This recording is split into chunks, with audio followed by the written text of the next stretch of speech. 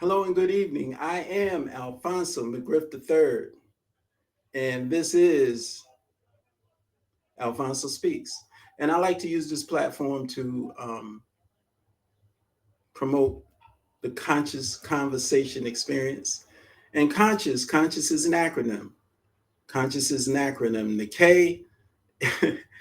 K is kindness. The O is over. The N is negativity. Kindness over negativity. The S is supports. The H is healing. The U is understanding. And the S is self responsibility. And that S could be self responsibility, self respect, self love, self like, and self knowledge. That S represents all five of those things. So conscious is not just a cute spelling for conscious, it's an acronym that supports the entire meaning of the conscious conversation experience. So, the conscious conversation experience is a collaboration and movement that chooses love and enlightenment. It's a collaboration because it's about working together with people. It's a movement because there's so much conflict and confrontation out there, and the conflict and confrontation is what gets the eyes. So this is a movement because I am attempting to create something that's not about conflict and confrontation. And I also intend to attract the eyes as well. So, and that chooses love. And and in this environment we're in nowadays, we have to choose love. It's absolutely necessary to choose it because if we don't choose love, if we don't choose self love, um, we'll find ourselves in uncomfortable situations. And enlightenment. Enlightenment means we gain knowledge, we gain understanding. So the conscious conversation experience is a collaboration and movement that chooses love and enlightenment. That's in case you didn't know, now you do. And we talk about resolution, or what I call resolution. It's the successful solving of a problem. We're always looking for resolutions, successful solving of problems. I like to say that I'm here to help myself and people around the world transform conflict into conscious conversation that leads to understanding, resolution, and enlightenment. What is a conscious conversation? A conscious conversation is a verbal interaction where we speak with the desire to understand. If there is no desire to understand, there can be no conscious conversation. There must be a desire to understand in order to have a conscious conversation. We ask questions and share information. We take responsibility for our thoughts, words, and actions and control our prejudices and emotions, which, if left unchecked, will disrupt the goal of having a conscious conversation. The strength of a conscious conversation is its ability to inspire rather than manipulate.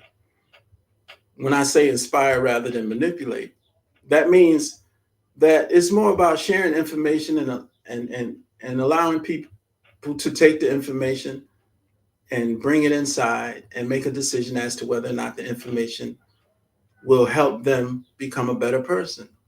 And then if it can, then they use that information to become a better person. That's what I call inspiration. Manipulation is when people use guilt, shame, blame, and fear to force us into a direction of thinking and believing. So, and that is what I call manipulation. Because if somebody's using guilt, shame, blame, and fear to force me to think a certain way, then they have no interest in me understanding from the inside out how to move best for me. So, the strength of the conscious conversation is its ability to inspire rather than manipulate. Ultimately, the conscious conversation experience is a pathway to understanding, resolution, and enlightenment. And so that's what we're about. Now, this is something that I have to always mention every single night. And that is, as you continue to grow and become more comfortable with yourself, the way I found out that developing myself can lead to unnecessary challenges with insecure people who are intimidated by those who have a sense of self. So when you begin evolving and changing and moving within yourself, there are people who will resent that because of their own insecurities and their inability to bring that out of themselves. So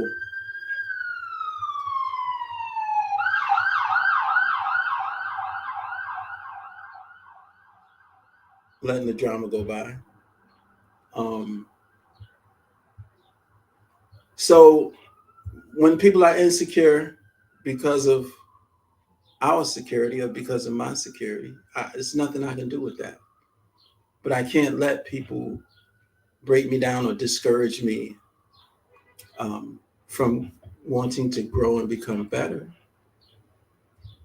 But when you're in a room full of vultures, you got to know how to move. So that's just how it is. I'm just saying that to let you know it's one of the consequences of personal growth. One of the consequences of personal growth is you lose friendships, you lose relationships, and you sometimes, without having any intent to do so, intimidate people who are insecure. And sometimes insecure people can do things that have a profound effect on your life, especially if you live with them or if you work with them or if you hang out with them. They're in positions to do things that could negatively affect your life. So we have to be aware of who we're around as we continue growing and evolving, and make sure that we do the best we can to keep our antennas up and not push and force ourselves on anyone and make people uncomfortable. Now, because again, if somebody is insecure, there's absolutely nothing you can do with that. People are in relationships or trying to have these so-called relationships, and they have a man that's insecure that they're dealing with. It's going to always be a mess. If you're a man with a woman who is insecure, it's going to always be a mess. And if you have any other kind of relationships, a woman with a woman or a man with a man or however those work, if either of the two people are insecure, it's going to pose challenges for the so-called relationship. Just totally unnecessary challenges. Insecure people will wreak havoc on the lives of the people they are around. So it's necessary for us to be aware who we're around and who we're operating with. So now, each night I like to bring something to the table um, that contributes to making our life miserable. In many cases, they are the reasons for us creating our own trauma.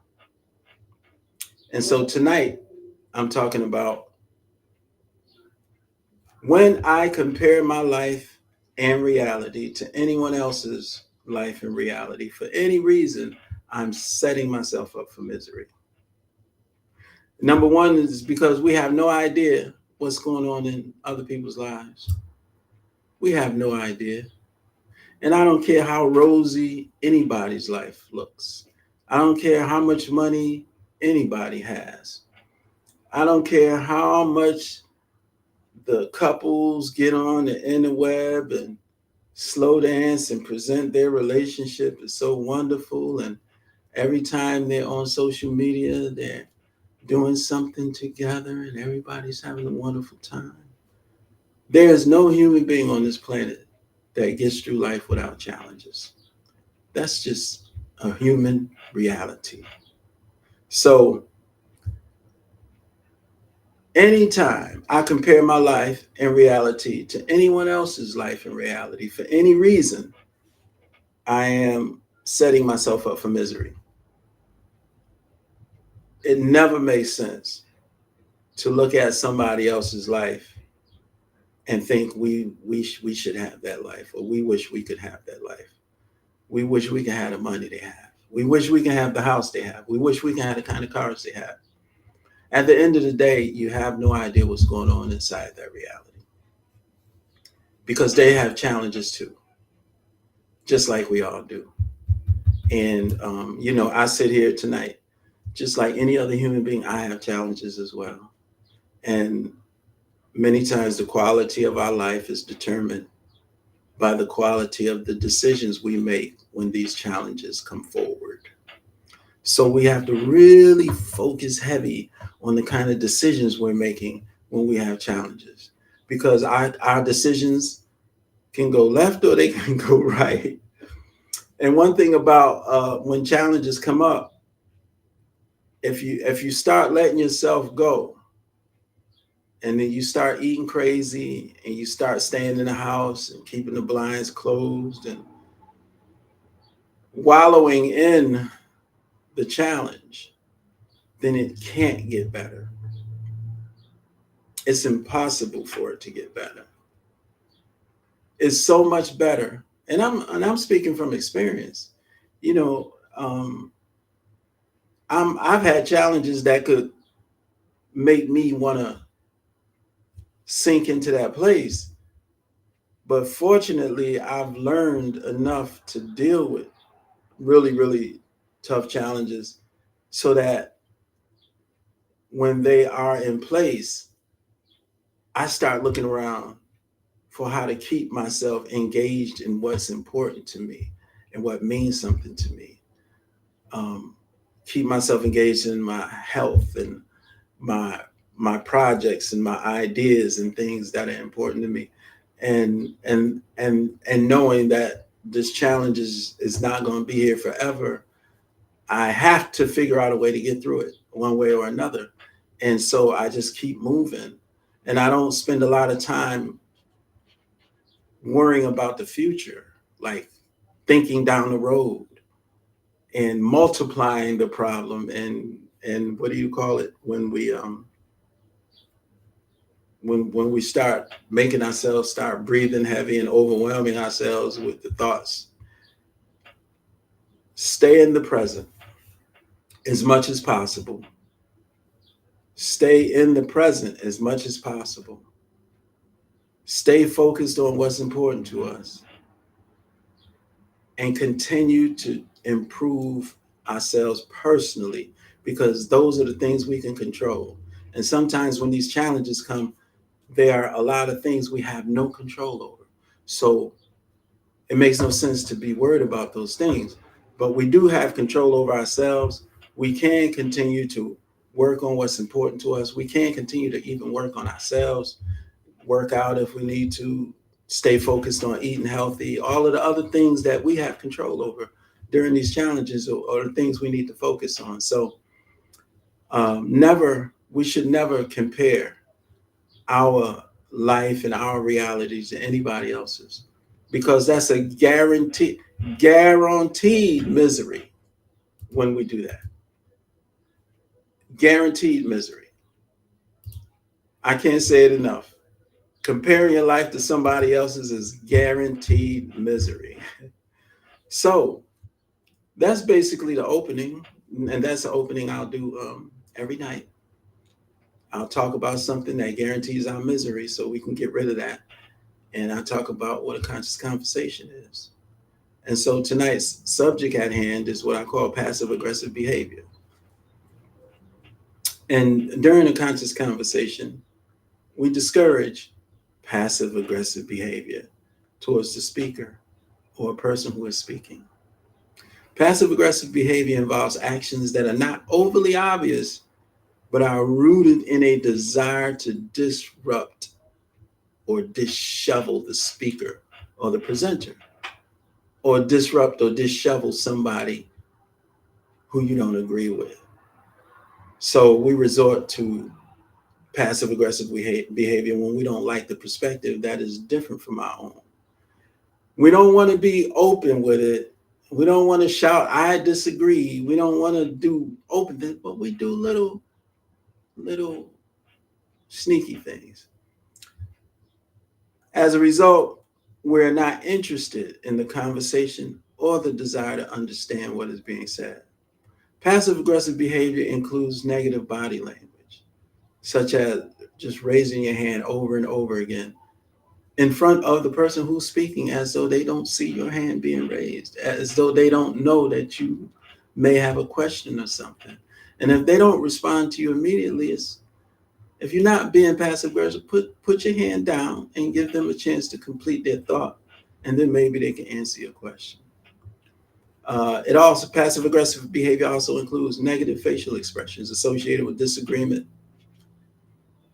So some of us will get involved in negative facial expressions. People who are looking at the speaker don't see it, but the speaker is sitting there and trying to do their thing, and the person who is being passive aggressive in a negative way are just making faces, all of that kind of stuff.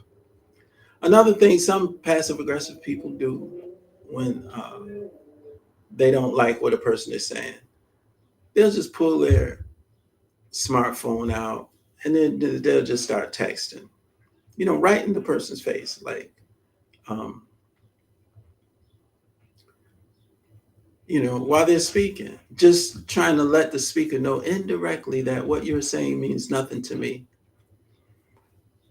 Other passive aggressive behaviors include making subtle noises that are not loud, but just enough to be disruptive. So when we're engaged in a conscious conversation, we don't participate in passive aggressive behavior. Some people find speaking with a group challenging because we all bring varying speaking skills, experience, and comfort levels. We aim to show the speaker respect by allowing them to be as comfortable as possible. For those of us who have challenges listening to perspectives we don't like, this could be an excellent opportunity to practice improving our patience and listening skills when it comes to hearing things we don't agree with. Passive aggressive behavior may distract the speaker, resulting in the speaker losing their point and confidence. Consequently, the listeners lose the opportunity to learn. The behavior also interferes with other listeners' ability to understand what the speaker is trying to convey. For these reasons, we refrain from this behavior during a conscious conversation. So passive aggressive behavior is not something that we would have or like for people to engage in during a conscious conversation. One of the things I have to always say is everything that I'm talking about, comes from this book, The Roots of a Tree, The Genesis of a Conscious Conversation. And it's something you might want to pick up. You can get it on Amazon. The Roots of a Tree, The Genesis of a Conscious Conversation. I've named this book a few different things since I've been doing this show. I've called it The Book of Abe. I've called it everything but The Roots of a Tree. But yes, it's The Roots of a Tree, The Genesis of a Conscious Conversation. And so I would like to also remind you that my goal is to be on Monday through Friday at 8:00 p.m. And if I'm available on the weekends, I'll pop up on the weekends too. So, but Monday through Friday is what I'm trying to create as a regular time from 8 p.m., usually maybe 30 minutes at the most, sometimes less. So, and then I also try to read the comments. So while I'm in the process of doing this, if somebody has a comment or something, or something they would like for me to address, then I'll look at the comments. And I'm mostly looking at the comments on Facebook right now because I don't have all the screens up for the different platforms. I'm on YouTube.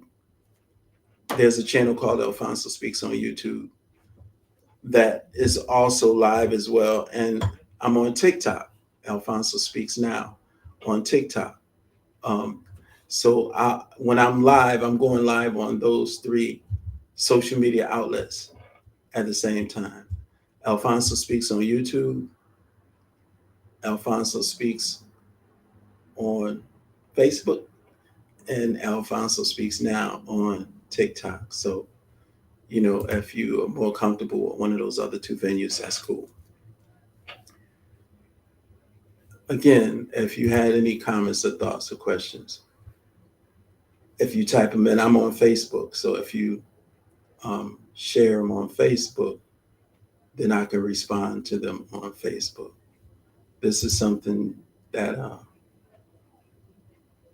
that I'm letting you know just as we get going with this and I get better. One of the most humbling things that happened when I first started doing this on Monday, doing this talk, is I found out I wasn't as good as I thought I was.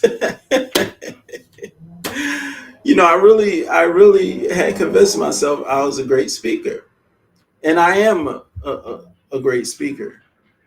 But I can be much better. I am not as good as I thought I was. I have to admit.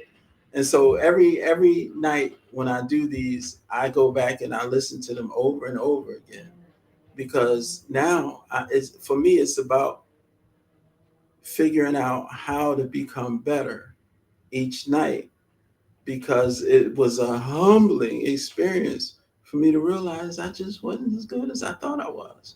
So I'm literally feeling like I'm getting better.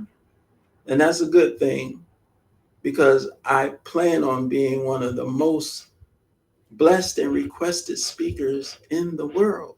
That is my objective. I have on this channel on Facebook, I have how many? I have 783 followers on Facebook and 600 friends. And my objective is to reach as many people as possible. And 783 is just not sexy. My numbers got to get higher than that. I need to get that up to 78,300 followers. Um, yes, I'm very serious. We need to get that up to 78,300. So for those of you who happen to be listening, and if I make sense to you, please encourage others to tune in and say hello. And the more we do this, eventually I'll be taking live phone calls. I'll be bringing other people up with me to converse and talk, and I'll be answering questions that people pose in the comments. So this is the beginning. This is the very beginning. And I look forward to us learning and growing together as we do this conscious conversations thing. So tonight we were talking about passive aggressive behavior towards the speaker and how that is discouraged during a conscious conversation. And we also spoke about not comparing our life and reality to anyone else for any reason at all whatsoever. I have a call coming in, and they keep calling back over and over again, almost like I'm talking on the air and maybe I don't realize people can't hear me or something. So I just had to call them back and make sure everything is okay. 1 second.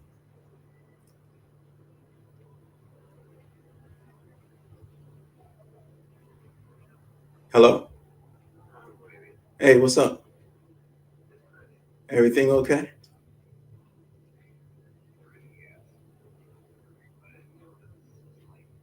Okay, what's going on, man?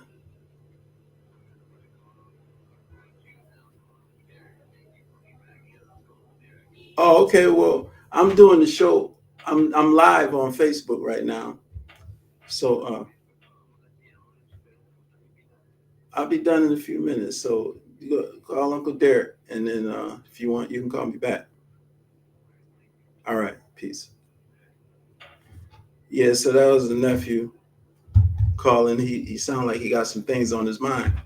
So again, we um we can all be better, man. We have so much room to be better because there's so much about this reality that we don't know and we have no knowledge of, no understanding of. And even if a lifetime was 1,000,000 years and we lived 10 lifetimes, there would be still be things that we have no knowledge of, no understanding of, and never will. So I say that only to say that we all should keep an open mind when we have these conversations. We should all recognize that each one of us is different. Our consciousness and mindset are like the details in the fingerprint. No two are the same. It doesn't matter if you raised in the same household. It doesn't matter if you're identical twins raised in the same household. Everybody's going to be different. And if we really understood each other and really understood human behavior, we would know that when we come into a room to have a conversation, we would expect that everybody's going to be have a different opinion and a different perspective. It's only natural since we're all different. This society has taught us that if we come into a room and somebody thinks different than us, it's our objective to totally crush and smash whatever they're thinking and destroy it, as opposed to trying to talk and share information and learn from each other. So I would like to say that it's natural that we all see things differently. It's human nature that we all see things differently because our mindsets are different. Period. We're all different. We can't expect people to think the way we do. And there are people in this society and setup, and you'll hear me saying this society a lot because it's just true. In this society and setup, even the idea we have so-called freedom of speech, but it's the reality is that it's freedom of speech as long as we don't make the person who has more money and power than us upset. Now, if we have exercised freedom of speech and make somebody who's in a powerful position upset, then our freedom of speech is goes out the door. It's limited. So the other thing I talk about is we have to deal with reality. That's just reality. That's not something I'm going to fight against because I'm going to lose every time. I can fight for freedom of speech and announce I have the right to freedom of speech and all that. And it's real, but it's only real until a person who has money and power doesn't like what I have to say. That's just real, you know, and it's okay. It's not okay that I might not have as much freedom to speak as I like to, but it's okay because I know that it's real and I can plan. As long as we accept reality, we can make a plan for how to deal with reality and continue moving on with life. Trees gonna be in the forest. That's why they call it a forest. Trees gonna be in the jungle. That's why they call it a jungle. No matter how upset we get with the trees, it's not gonna change the reality of the trees being in the forest and in the jungle. So the next best thing we can do is just accept the reality of the trees in the forest and in the jungle and come up with a plan on how to make that forest serve our best interest, even with the reality of the trees being there. It's our responsibility to do that. So you could be doing anything right now in this very moment, and you chose to give me some of time in your life. I do not take it for granted. I love you. I love you all, and I always will. And I will never give up on our people, ever, ever. I will never give up. I can't get frustrated with us because I understand what we're dealing with. I can't claim to love us. I can't claim to appreciate us I can't claim to understand us and then get mad with us. Those two things can't exist in the same room. So I will never give up on us. I see us doing some really destructive things that are not sexy at all. It just means we have a lot of work to do. And the work starts with me, working on me. There's a universal understanding that says the more I work on myself to improve the quality of who I am, every room I walk in, the quality of that room is improved simply because of my presence. And so, if we all moved with that understanding, simply just making ourselves the best person that we can be, rather than running around talking about what's wrong with everybody else, make ourselves the absolute best person that we can be. And when we walk into a room, we improve the quality of that room. That's a universal law. That's not somebody's rules. That's a fact of life. And so I think we need to focus more on ourselves. And I just have to throw this disclaimer in here. I don't claim to be a professional therapist. I don't claim to be a psychologist or uh, any of that stuff, social worker, none of that. I don't have any credentials that identify me as any of that stuff. The only credentials I have is my life experience and what makes sense to me. So every time I come here, every night at 8 o'clock to share this information, I'm not sharing what I was taught, because I have an associate's. I have a 2-year associate's degree in liberal arts from Capital Community College. I don't have any degrees associated with therapy, social work, psychology, any of that stuff. What I talk about is what I experience and makes sense to me. And if it makes sense to you, that's a beautiful thing. If it's something you can use, rock and roll. The late, great Isaac Hayes once said, whatever you do, you've got to do your thing. And that's the only thing we can do, is do our thing. Have a wonderful rest of your evening, and tomorrow